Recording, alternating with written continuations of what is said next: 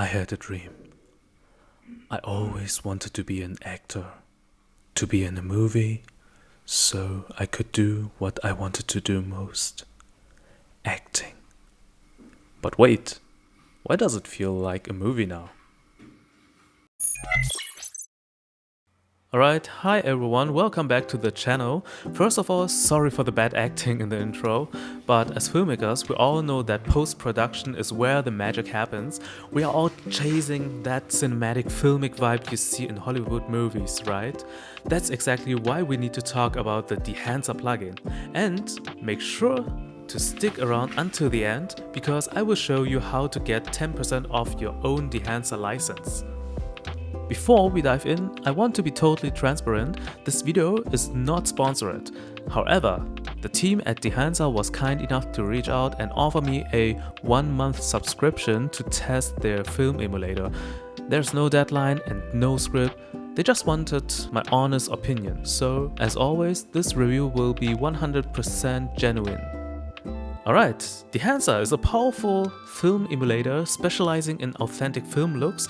It's available for DaVinci Resolve, Premiere Pro, Final Cut Pro, Photoshop and Lightroom.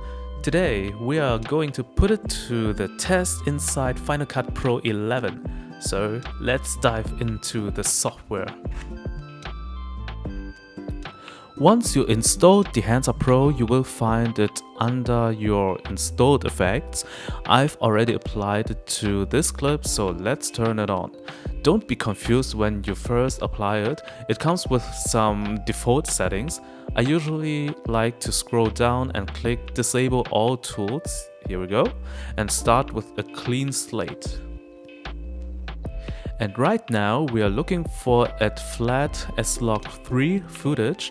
First we go to the source tab, click choose camera, select your brand, and in this case it's Sony, and then the A6700. This converts your log footage into a proper Rec 709 base. It looks a bit overexposed, so let's bring that down a touch. Perfect. I will save the temperature and tint adjustments for the very end to fine-tune the final look, yeah. Okay, now the film section is where the fun begins. You have a massive library of film profiles to choose from. Right now it's set to Kodak Vision 3 250D. If you love to experimenting, you could spend hours there. But for this clip, we will stick with the 250D. Just remember to hit enable to see the effect. And here in the film developer section, you can tweak contrast, gamma correction and color intensity. I'm going to reduce the contrast slightly for a softer, more organic look and bump up the gamma correction just a little bit. And the film compression is a great feature for managing overexposed areas and avoiding that burnt digital look. I don't really need it for this specific shot, but it's a lifesaver when you have harsh highlights, you know? Now let's go to expand. I will use the black point tool here just to give the shadows a bit more structure and depth. And the print section simulates the final step of the traditional film process. It defines the specific warmth and color signature of a real cinema projection. And the color head, this is your creative color correction tool.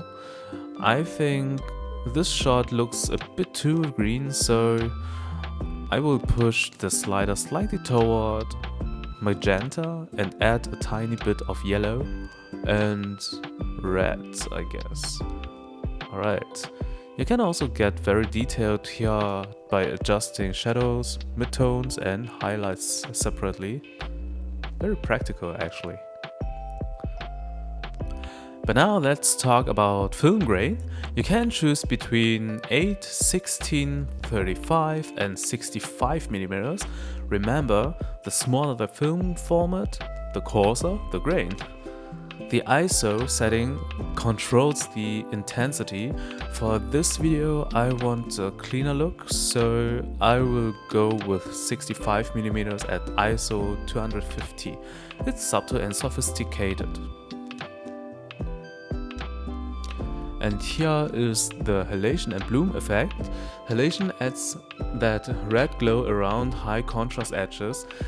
It is a classic film characteristic. And then there's bloom, which is one of my favorite features.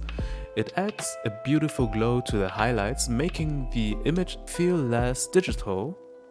I will choose the 35mm setting here for a natural look. Film breath simulates the subtle variations in exposure and color between frames that you can get with old film stock. Overscan is even more stylistic. It adds the rough edges of the camera, gate and those classic sprocket holes. It's perfect if you want to tell the viewer this is real film. And finally, let's add a subtle vignette. A cool tip, you can activate masked mode to see exactly where the vignette is hitting the frame and adjust the ratio to fit your subject. So, what's my final thoughts on Dehancer? In short, it's an incredibly powerful plugin for anyone who wants that authentic film aesthetic without the constant struggle of manual color grading. And the look is remarkably realistic, and as you can see, the interface makes it very easy to jump right in and get professional results. The main con, however, is the heavy demand on hardware. It requires a lot of computing power, which is why Final Cut Pro takes a while to render and the playback isn't always smooth on my MacBook Air M1 from 2020. If you are using a newer MacBook or a Pro model with more GPU cores, you will likely have a much better experience, but on an entry-level machine, you will need some patience. Ultimately, it's a fantastic nice to have, especially if you aren't a big fan of deep color grading and just want to achieve your ideal look quickly without relying on basic LUTs. Plus, with their various subscription plan, you can easily choose the one that fits your specific needs and budget. Full disclosure, my trial subscription actually just expired, which is why you see the watermark on the UI. But I wanted to show you some other footage I edited with Dehancer Pro earlier. And if you want to try it for yourself, check the link in the description and use the code Chunsen to get 10% off. That's the very first time I have my own code. And yeah, that's it. I hope you liked this video, and don't forget to like and subscribe this channel to not miss any upcoming videos. Thanks for watching and see you next time. Bye bye.